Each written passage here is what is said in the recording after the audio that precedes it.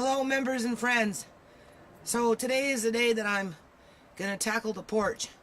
The wind and the rain and the raccoons and the cats and just, general, has had a heyday out here. So I am going to get in there and start picking through this stuff again, sorting out what needs to be washed, what's gotten ruined goes out, and then we're gonna get into the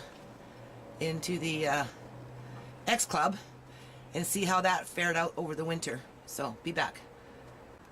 Alright, we're in here now. See, I made a little path. I'm pretty disappointed actually. This is not fair. This stuff was all clean at one point. It doesn't look clean anymore. You can see it's all filled up with water. So who knows? It's all been knocked over. I don't know what's happening in here. Oh, I found some garden tools, so that's good. Happy with that. I don't know. Let's see. Let's see what's going on in here. Oh, it's pretty dry. Cats have knocked over a few things. That's cats. That's cats climbing and knocking, right? But other than that, it's pretty dry. I had a light hanging in here for a while. Doesn't smell that bad. It's a little musty, so it just needs to be aired out and some of this stuff needs to be taken out. There's a big Scooby-Doo. I don't know why I got all these big Scooby-Doos, but there's a Scooby-Doo there, and there's a Scooby-Doo there. It's obviously been knocked over. There. So, it looks pretty dry. Doesn't look that bad. Looks like somebody's been inside. Somebody's been inside because that's been moved. So, I've had creepers in here. Snooping around, right? When they do still microscopes, I got microscopes in there for the kids. So we'll get into that after. Peace out. Be back. Okay, members and friends, we're inside now. I'm not gonna rush with this, okay? Because this is why my kids get mad at me. Because they call me a hoarder, right? Last year this stuff, remember, it got wet. And I bagged it up. I know it's kind of sunny in here. I bagged everything up to try and protect it this year. And I moved this shelf around. This is pretty dry, so what's inside these bags will be okay. This is okay. This is all okay. It costs money for bags, right? But that's okay. So all that, even though it got wet, last year we dried it out and we rebagged it and it looks pretty good. That shelf I never really did anything with. In here, obviously, it leaked. You can see that on this pink thing, mildew is starting to grow, so that means water and bleach. You scrub it down. The drum set there hanging. That's easy to wipe down. A little mildew on that, bleach and water. Obviously, whatever's in the bag there will get protected. Something just started leaking in here, so I caught it just in time. In here, it's okay for the most part. Take your hand, I'll show you. Take your hand, you go like this. That's cleaner than in my own house. My house is very, very, very, very dusty. So by covering it with the blankets, I think there's a, where are we? Hold on, there's the phone. I'm gonna go get the phone. Be right back. Oh, anyway, I'm back. I get distracted 50 million times in a day. So this is pretty clean. There's Lucy. She's been hiding out. She looking shiny in there, so she hasn't been affected by all this wind and rain blowing around, so she looks like she's okay. Everything in here is good. Nice and dry. It might be a little damp, not damp per se, where it's going to grow mold. Cold, right? If you put things in cold storage, they don't mold, right? But when you put too much moisture in, it will mold. So anyway, nothing's molding in here. There's our sand. Here's our sand from when we first did our science experiment, and it still kind of relates to the Gulf Coast of Mexico, right? Because the Gulf Coast of Mexico is having a hard time. Everything's dying in there. Lots of shrimp are coming up with, funny eyes and no eyes, and so we still have to do that. So that's 2 years later. It's still sitting in its original. It's been sitting so long that the water is somehow almost dehydrated out, or it's turned into something else. We still have some water here. Here it is. That's the original ocean water, from when we first went to the beach for the shout out for the Gulf Coast of Mexico. So maybe this year we might be able to look underneath the microscopes. I got a couple in there. I got, you know, you can see them in there. They're still in there. There it is. Right? I've got a few more in the house.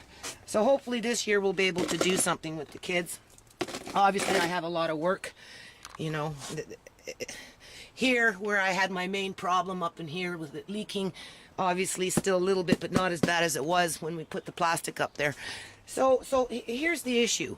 Here's the issue. Now, you know, lots of people would, you know, love for me to give this stuff away because I'm a hoarder, right?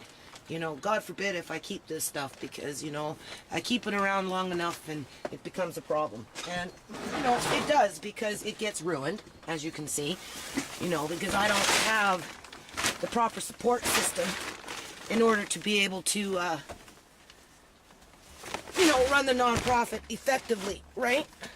This is another area here, another shelf. This one here looked like it held up really good. These I didn't bag because of where the location was on the porch, but it seems pretty good. They're nice and dry. I don't smell no mold, right? I mean, a few things I bagged. You can see this one in here has been bagged, so that's good. And some Lego and stuff, so that's pretty good. So, but at the end of the day, you know, there are things I have to clean, right?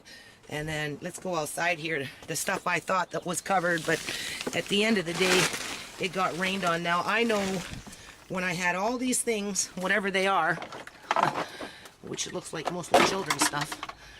Now, this is where it boils down to waste not, want not. Most people would throw this out because they'd be, you know, they wouldn't want to clean it. Now, I'm pretty sure I had cleaned it once before, and now I'm going to have to clean it again. You know, soapy water, bleach, toothbrush, water, rinse it off, air dry it in the sun, whatever. And then, you know, we'll be able to salvage these little balls. You know, here's another one, a little Canadian ball. You know, that one I don't know about. It's just wet, so we'll see. We'll wash it, bleach it, give it a good bleach. Put it in the sun for a few days, see what happens. Oh, there's my paint bucket lid with no paint on it. For some reason, it ended up outside and got switched over with another paint bucket that had a lid with a bunch of paint on it. So this one needs to be washed again. But other than that, I don't see no paint on this. I just see mildew growing. And so why the lids got switched around, I don't know, because this is the one that I would normally have on that paint bucket. But you can see it's mostly children's stuff, right? So, you know, I'm really disappointed in this. This is all rainwater. Everything got ruined. You know, well, no, it didn't get ruined. It just created a lot of work. You know, there's a little Hello Kitty there. You know, some child, when it's clean, will appreciate it, especially if they don't have anything like that, right? You know, come from some country that maybe refugee camp or something like that. You know, my children's hats are in there. You can see that. So you know, my kids would consider that hoarding. Although that's not hoarding because when everything was put away, it was clean. It's just I had it here. And over the course of the winter, everything rolled around and rained. And here's another thing I want to show you. I mean, obviously I have to clean up all this shit, right? I mean, that's a lot of fucking work, but whatever. Here's another thing. Here's another example of hoarding. I'm just going to empty this here because this got rained on too. Oh, actually, I'm not going to empty it out because some of them are still kind of dry. Okay. You know, anyone that works at a nonprofit can tell you that oftentimes people are happy to take what you give them, especially if it's in good shape. I mean, if I gave them that box, would they want that box? Look at this box. This box got ruined. I paid how much for this box? $1.99. Maybe I got lucky and got 30% off. This box was supposed to be a collection box because the person who asked me to start the collection box for his company, he said, oh, come with a nice little box that had a lock and key on it. And I'm like thinking, oh, okay, how can I do that, right? So, there you go. Now, if I go to him with this box, you think he's going to want this box? Hell no, nobody wants this box. You know, not even a kid. I wouldn't give it to a kid. But the point is, I got lots of boxes in here. Look at this. There's another box. Getting wet. Another box. Kind of moving around here. Another box. Another box that's getting ruined. Okay, so I got a lot of boxes. It looks like some boxes were missing because this bag was full of boxes. And for some reason, I only have a few boxes in here. I don't know why. but I have the sandpaper there. I have the paint. I have, well, look at that one. You see that one got all wet and molded? Okay, these were supposed to be my collection boxes for my non-profit. The only thing is I can't find anybody to help me to build them, right? And I don't have the time to build them. And my kids, they don't have the patience to build them, you know, because they think I have they think I have a psychological problem. You know, they think this is not right, and I don't think this is right either. But this is not the way I packed it in the fall. This is what happened over the winter with, you know, whether somebody was climbing around and rooting around because I have strangers coming into my yard all the time, or just the wind blowing or whatever, you know. And the thing is, if I went and, you know, went off and did a program, let's just say, for example, what are we on in minutes here? I prefer just to splice it in here, 7 minutes. Okay.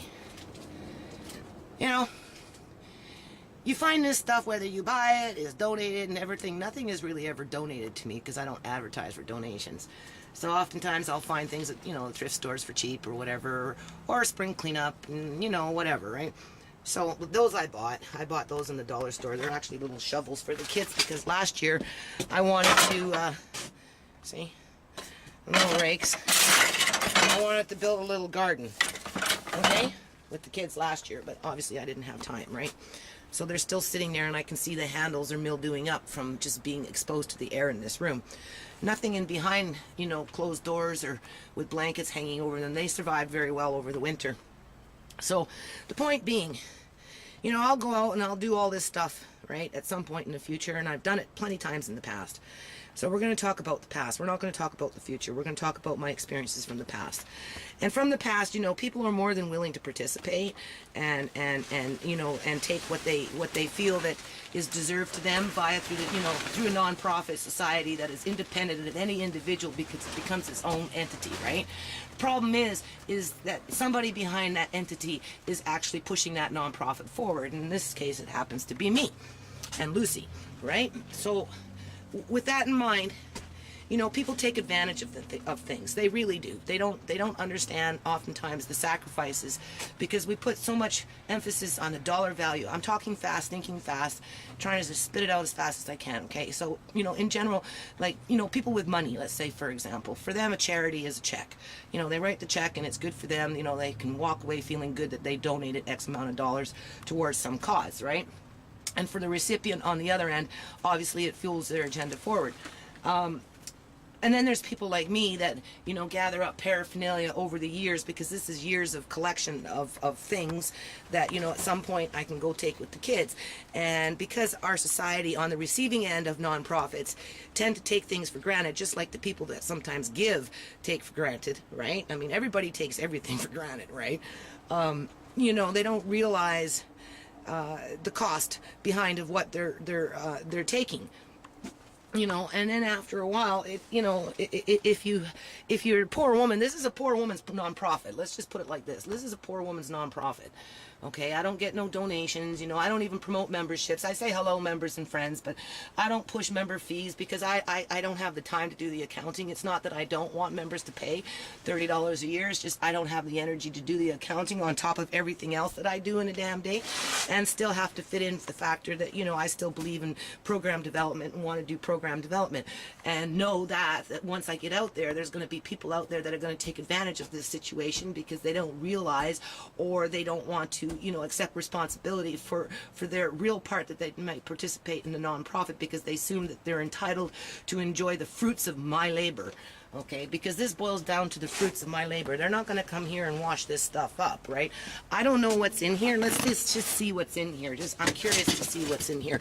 Something's in here, obviously nice and protected. Look, that got rained on. Look, it's leaking. It's rust and water. So we know that got rained on a little bit. So this corner was not a very good corner. But at the end of the day, oh, nothing. Empty. So I'm sure whatever in the drawers are fine. I think we got some horses in here. You know, horses on a stick. So, you know, I wanted to do a little play with the kids, right? And let me just turn this off and come back. I'm going to get a smoke. Hold on.